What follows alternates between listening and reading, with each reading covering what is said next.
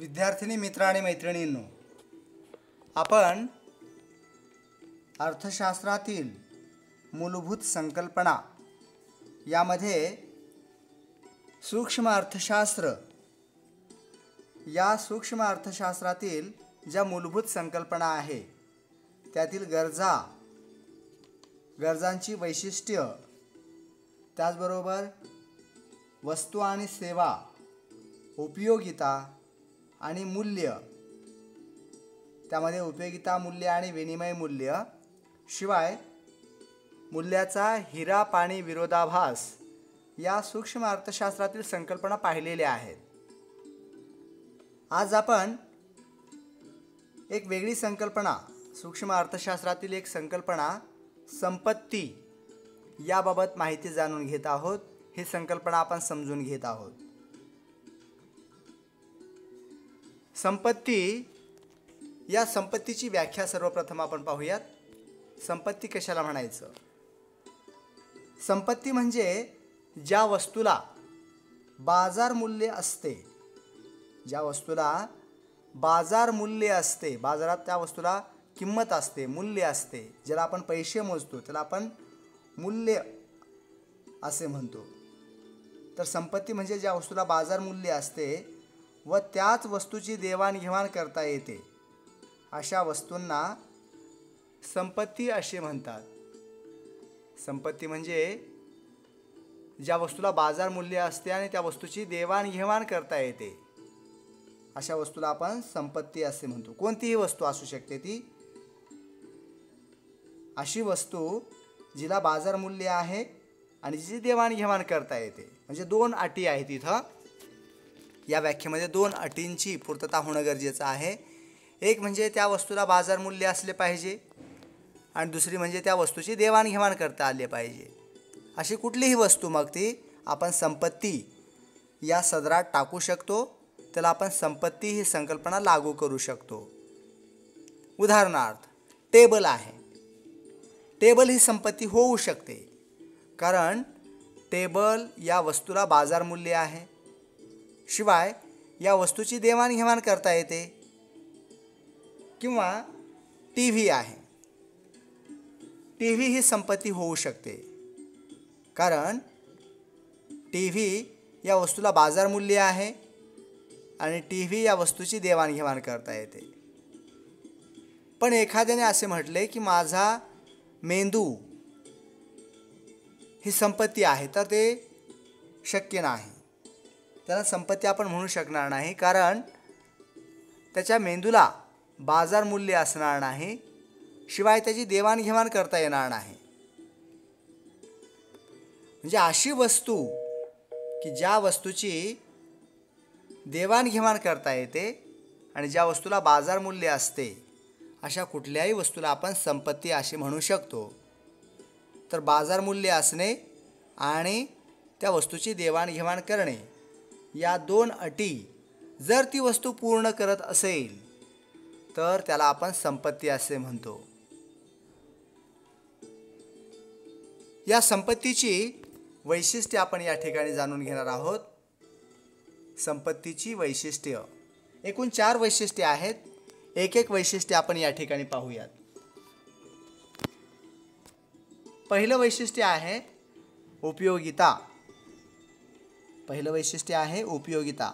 म्हणजे ज्या वस्तूला आपण संपत्ती म्हणणार आहोत किंवा जी वस्तू संपत्ती आहे त्या वस्तूमध्ये उपयोगिता असली पाहिजे.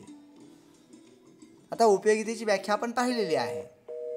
उपयोगिता काय? वस्तूमध्ये मानवी गरज भागवण्याची असणारी शक्ती किंवा क्षमता. वस्तूमधील मानवी गरज भागवण्याच्या शक्तीला किंवा क्षमतेला आपण उपयोगिता असे म्हणतो. म्हणजे एखादी वस्तू ज्यावेळेस आपण संपत्ती आहे असे म्हणतो तर ती वस्तू मानवी गरज पूर्ण करणारी असायला हवी. त्या वस्तूतून कोणती ना कोणती मानवी गरज पूर्ण झाली पाहिजे. कुठल्या ना कुठल्या मानवाची गरज त्यातून पूर्ण झाली पाहिजे, तरच आपण त्याला संपत्ती म्हणू शकतो. तर या ठिकाणी संपत्ती असे आपण ज्यावेळेला एखाद्या वस्तूला म्हणतो तर त्या वस्तूमध्ये पहिली अट जी आहे ती वस्तू ही उपयोगिता या गुणधर्मास पात्र ठरली पाहिजे. त्या वस्तूमध्ये उपयोगिता हा गुणधर्म असला पाहिजे, हे वैशिष्ट्य तिचं असलं पाहिजे. जर उपयोगिता नसेल तर त्या वस्तूला आपण संपत्ती म्हणू शकणार नाही. म्हणून संपत्ती या सदरास किंवा या संकल्पनेस पात्र होण्यासाठी वस्तूमध्ये उपयोगिता हा गुणधर्म असणे ही आवश्यक बाब आहे. त्यामध्ये उपयोगिता ही असायलाच पाहिजे. वस्तूमध्ये उपयोगिता नसेल तर ती वस्तू संपत्ती होऊ शकणार नाही. उदाहरणार्थ, टेबलमध्ये उपयोगिता आहे, टी व्हीमध्ये उपयोगिता आहे, कारण त्यातून मानवी गरज पूर्ण होते, मनोरंजन ही गरज त्यातून पूर्ण होते. फ्रीजमध्ये उपयोगिता आहे किंवा फळांमध्ये उपयोगिता आहे किंवा कम्प्युटरमध्ये उपयोगिता आहे, मोबाईलमध्ये उपयोगिता आहे. तर या सर्व वस्तूंमध्ये उपयोगिता आहे आणि त्यामुळे या वस्तू संपत्ती आहेत, कारण त्यातून मानवाची गरज पूर्ण होते. उपयोगिता या वैशिष्ट्यानंतर संपत्तीचं दुसरं वैशिष्ट्य आपण पाहतो आहोत, दुर्मिळता. वस्तू दुर्मिळ असली पाहिजे. जी वस्तू आपण संपत्ती म्हणतो ती वस्तू दुर्मिळ असली पाहिजे. आता दुर्मिळ म्हणजे काय, तर त्या वस्तूच्या मागणीच्या तुलनेत तिचा पुरवठा हा कमी असायला पाहिजे, म्हणजे ती वस्तू दुर्मिळ असते. आणि जर ती वस्तू विपुल असेल, मोठ्या प्रमाणावर कुठेही उपलब्ध होत असेल, जसे की गारगोटे आहेत, दगड आहेत, तर या वस्तू कुठेही उपलब्ध होतात.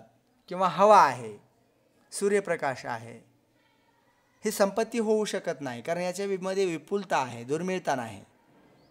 जरी या मौल्यवान गोष्टी असल्या, अतिशय गरजेच्या असल्या, तरीसुद्धा याच्यामध्ये विपुलता आहे, या दुर्मिळ नाहीत आणि त्यामुळे त्याला आपण संपत्ती म्हणू शकणार नाही, कारण यांच्यामध्ये दुर्मिळता नाही, विपुल स्वरूपात या वस्तू उपलब्ध होतात. म्हणजे एखादी वस्तू ज्यावेळेस आपण संपत्ती आहे असे म्हणतो त्यावेळेला ती वस्तू दुर्मिळ असली पाहिजे, जेणेकरून त्याला आपल्याला मूल्य प्राप्त होईल, विनिमय मूल्य प्राप्त होईल किंवा त्या वस्तूला किंमत मोजली जाईल. जी वस्तू दुर्मिळ नाही, विपुल आहे, त्या वस्तूला कोण किंमत मोजेल? हवेसाठी कोण किंमत मोजेल का? किंवा सूर्यप्रकाशासाठी कोणी किंमत मोजेल का? तर यासाठी किंमत मोजली जाणार नाही, कारण त्या वस्तूमध्ये विपुलता आहे.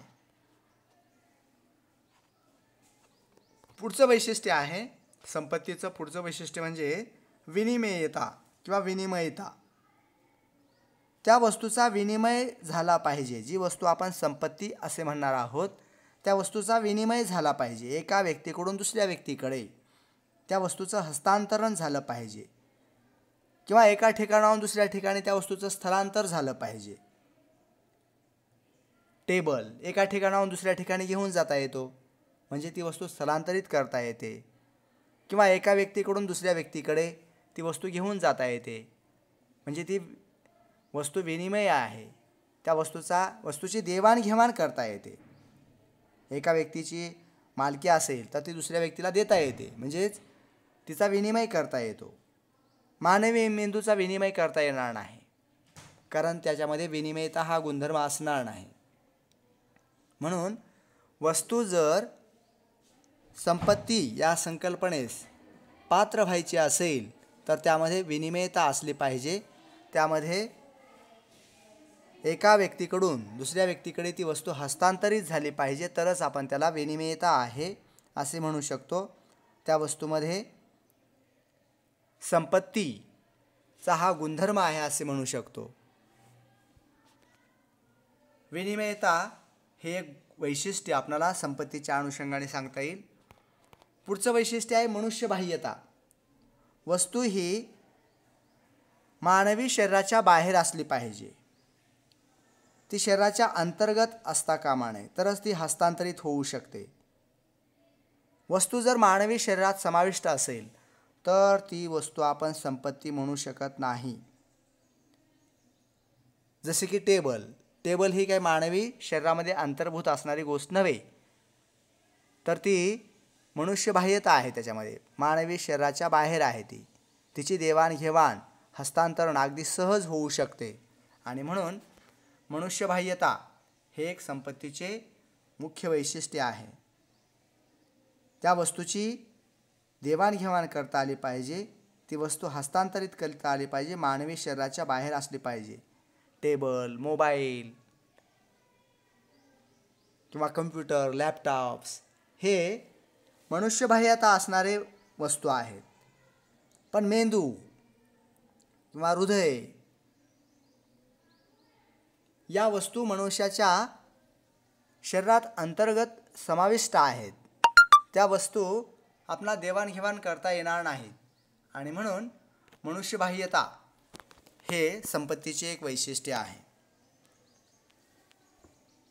संपत्ती ही संकल्पना पाहिल्यानंतर पुढची संकल्पना पाहण्यापूर्वी आपण संपत्ती म्हणजे काय आणि संपत्तीची वैशिष्ट्य परत एकदा अगदी थोडक्यामध्ये पाहूयात. संपत्ती म्हणजे ज्या वस्तूला बाजार मूल्य असते आणि त्या वस्तूची देवाणघेवाण करता येते. संपत्ती म्हणजे ज्या वस्तूला बाजार मूल्य असते आणि ज्या वस्तूची देवाणघेवाण करता येते अशा वस्तूला आपण संपत्ती असे म्हणतो. या संपत्तीची वैशिष्ट्ये आहेत उपयोगिता, 2 नंबर आहे दुर्मिळता, 3 नंबर आहे विनिमयता किंवा विनिमयता आणि 4 नंबर आहे मनुष्यबाह्यता. सूक्ष्म अर्थशास्त्रातील आणखी एक संकल्पना आपण या ठिकाणी पाहतो आहोत, वैयक्तिक उत्पन्न. व्यक्तीचे उत्पन्न किंवा वैयक्तिक उत्पन्न व्यक्तीला त्याच्या सर्व स्रोतापासून मिळणारे मोबदले किंवा मिळणारा पैसा म्हणजे त्याचे वैयक्तिक उत्पन्न आहे.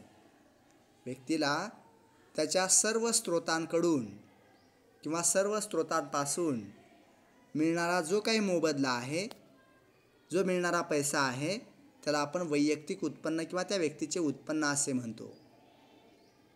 व्यक्तीला त्याच्या सर्व स्रोतांमधून किंवा सर्व स्रोतांकडून सर्व मार्गांनी, स्रोत म्हणजे मार्ग, तर व्यक्तीला सर्व मार्गांनी मिळणारे जे काही मोबदले किंवा जे पैसे आहेत त्याला आपण वैयक्तिक उत्पन्न असे म्हणतो.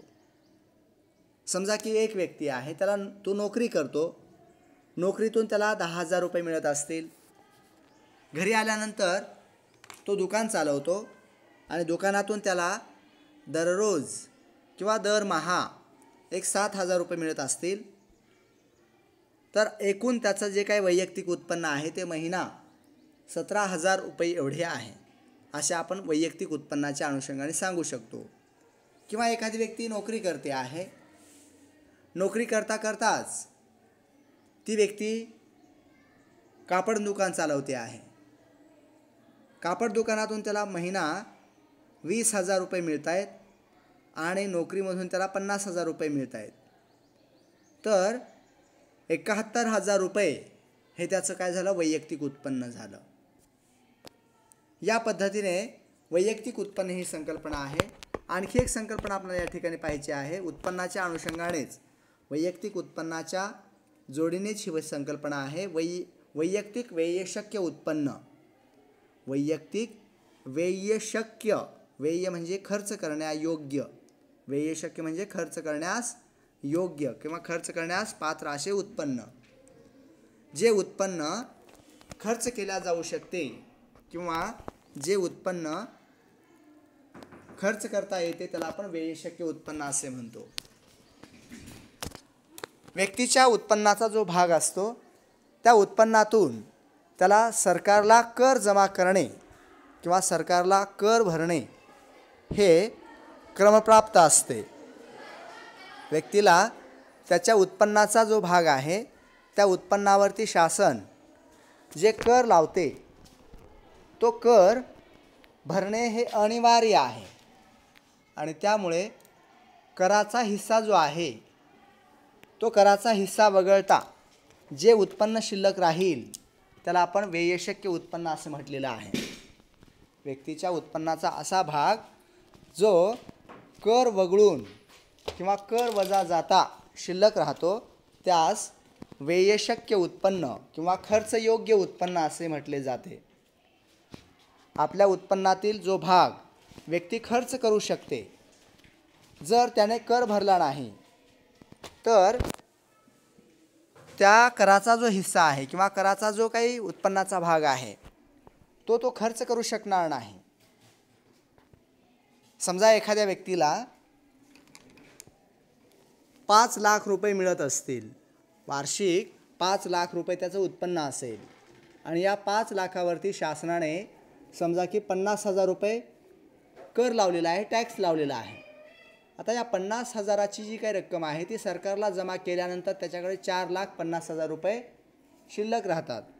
हे 4,50,000 रुपये म्हणजे त्याचे व्ययशक्य उत्पन्न आहे किंवा वैयक्तिक व्ययशक्य उत्पन्न आहे असे आपण म्हणू शकतो. तर विद्यार्थी मित्र आणि मैत्रिणींनो, आज आपण संपत्ती, त्याचबरोबर संपत्तीची वैशिष्ट्य, वैयक्तिक उत्पन्न आणि वैयक्तिक व्ययशक्य उत्पन्न या सूक्ष्म अर्थशास्त्रातील संकल्पना पाहिलेल्या आहेत. संपत्तीची व्याख्या परत एकदा लक्षात घ्या. संपत्ती म्हणजे ज्या वस्तूला बाजार मूल्य असते आणि त्या वस्तूची देवाणघेवाण करता येते अशा वस्तूंना आपण संपत्ती असे म्हणतो. संपत्तीची वैशिष्ट्ये आपण पाहिलेली आहेत. 1 नंबर आहे उपयोगिता. संपत्तीमध्ये उपयोगिता हा गुणधर्म असायला पाहिजे. ती वस्तू मानवाची कोणती ना कोणती गरज पूर्ण करणारी असायला पाहिजे, तरच त्या वस्तूमध्ये उपयोगिता आहे असे म्हटले जाते. वस्तूत उपयोगिता असेल तरच ती संपत्ती होऊ शकते. दुर्मिळता, ती वस्तू विपुल असता कामा नये.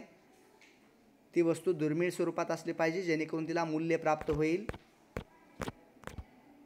विनिमयता, त्या वस्तूची देवाणघेवाण करता आली पाहिजे, हस्तांतरित करता आली पाहिजे, एका ठिकाणाहून दुसऱ्या ठिकाणी ती घेऊन जाता आली पाहिजे. आणि मनुष्यबाह्यता, मानवी शरीराच्या बाहेर ती वस्तू असली पाहिजे. मानवी शरीरात अंतर्भूत असेल तर त्या वस्तूला आपण संपत्ती म्हणू शकणार नाही. आणि संपत्तीच्या बाबत ह्या सर्व बाबी पाहिल्यानंतर वैयक्तिक उत्पन्न ही संकल्पना आपण पाहिली. व्यक्तीला सर्व मार्गाने मिळणारे जे काही उत्पन्न आहे त्यास आपण वैयक्तिक उत्पन्न असे म्हटलेले आहे. सर्व स्रोतांपासून, सर्व मार्गांनी व्यक्तीला मिळणारे जे काही उत्पन्न आहे, जे पैसे आहेत किंवा उत्पन्नाचे जे मार्ग आहेत त्या सर्व मार्गाने मिळणारे उत्पन्न म्हणजे व्यक्तीचे वैयक्तिक उत्पन्न आहे. आणि शेवटची संकल्पना आपण पाहिली वैयक्तिक व्ययशक्य उत्पन्न. व्यक्तीचा जो काही वैयक्तिक उत्पन्नाचा एकूण भाग आहे त्या वैयक्तिक उत्पन्नातील सरकारला जो कर आहे तो कर वजा जाता जी रक्कम शिल्लक राहते त्याला आपण व्ययशक्य उत्पन्न, वैयक्तिक व्ययशक्य उत्पन्न असं म्हटलेलं आहे. व्यक्तीच्या उत्पन्नावरती शासन जे कर लावते त्या कराचा जो काही हिस्सा आहे, एकूण उत्पन्नातील कराचा हिस्सा वजा जाता, हिस्सा वगळता जी काही शिल्लक रक्कम राहते ती शिल्लक रक्कम व्यक्ती खर्च करू शकते, आपल्या गरजांच्या पूर्ततेसाठी त्या उत्पन्नाचा वापर करू शकते, म्हणजेच व्यय करू शकते, खर्च करू शकते. म्हणून हे व्ययशक्य उत्पन्न आहे किंवा खर्चयोग्य उत्पन्न आहे. या उत्पन्नाचा वापर तो गरजांच्या पूर्ततेसाठी करू शकतो. हे व्यय करणे किंवा खर्च करणे शक्य आहे किंवा खर्च करण्यास हे उत्पन्न योग्य आहे, म्हणून यास व्ययशक्य उत्पन्न किंवा व्यय करण्यायोग्य उत्पन्न, खर्चयोग्य उत्पन्न असे म्हटलेले आहे. तर विद्यार्थी मित्र आणि मैत्रिणी या ठिकाणी आपण थांबूयात. भेटूया पुढील तासाला. धन्यवाद.